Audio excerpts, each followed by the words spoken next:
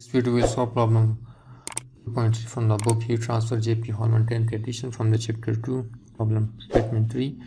A composite valve is formed of 2.5 cm copper plate, a 3.2 mm layer of asbestos and a 5 cm layer of fiberglass. The valve is subject to an overall temperature difference of 560 centigrade.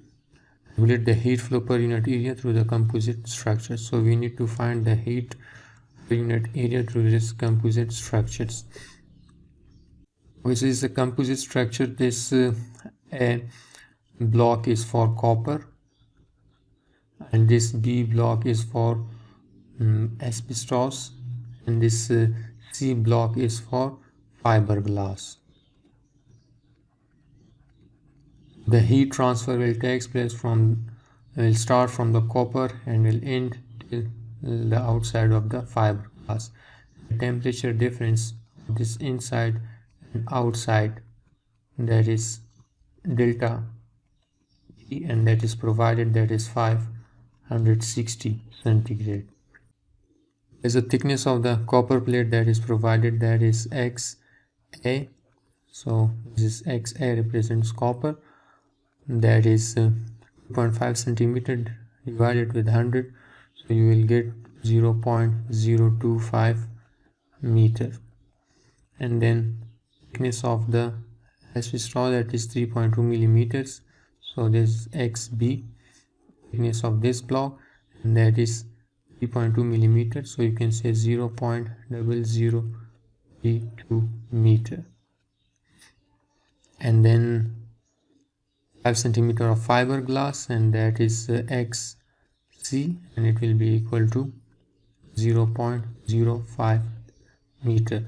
Just divide this 5 with 100, you will get this 0.05, and 2.5 with 100, you will get this value, and divide this 3.2 with 1000 because it's milli, it will convert into meters. I hope till now you understand. If you are in confusion, you can ask. Now we will move forward. So we find heat transfer unit area. So from the table you can see that the thermal conductivity for copper, that is 386 watt per meter centigrade, and for asbestos that is 0.16 watt per meter centigrade, and for fiberglass that is Kc, that is 0.038 watt per meter centigrade. The heat transfers, if I draw the resistance analogy of this composite structures, so first resistance will be offered by the copper plate, and then resistance will be offered by the asbestos, and then resistance will be offered by the fiberglass to the heat transfer. So this is the higher temperature Ti, and this is the lower temperature, that is T naught. So the resistance that is offered by the copper plate, that will be equal to XA divided by Ka and its area, then XB KB divided by its area, and then XC divided by KC, area of the conductivity of the fiberglass, and then its area. So the heat transfers, you will get formula, that is temperature difference, or this temperature difference divided by the whole resistance that is offered to the heat transfers, that is XA divided by Ka and its area plus XB, then KB and its area plus XC divided by KC and its area. Divide this whole terms with area, so you can find here the heat transfer per unit area on the left hand side. So this area will be cancelled out with this area, and you will get on the left hand side heat transfer per unit area. That is our interest to find.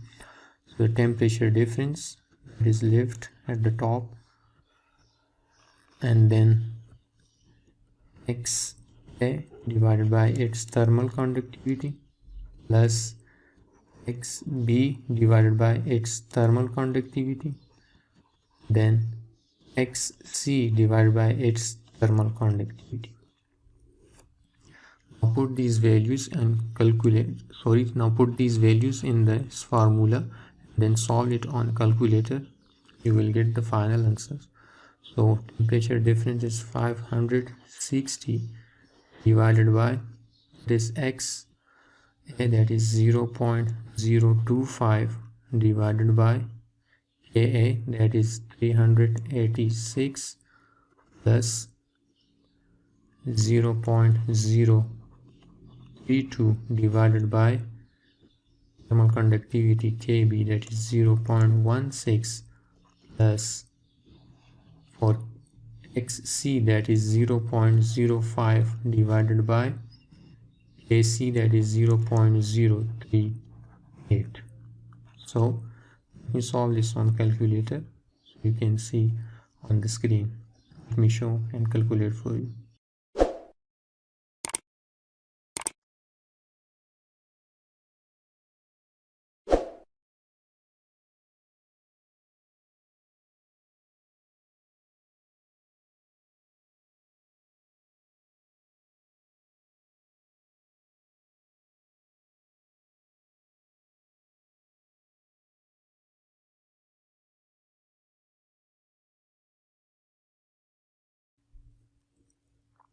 Now press this equal button to get the final answers, and that is 419.2 watt per meter squares. So let me write this. So the final heat transfer per unit area answers you will get, that is heat transfer per unit area to this composite wall, that is 419.2 watt per meter square. I hope you understand this, how it solves and what are the concepts that is used. If you are still in confusion, you can ask. Subscribe my channel if you haven't subscribed yet. Thank you so much.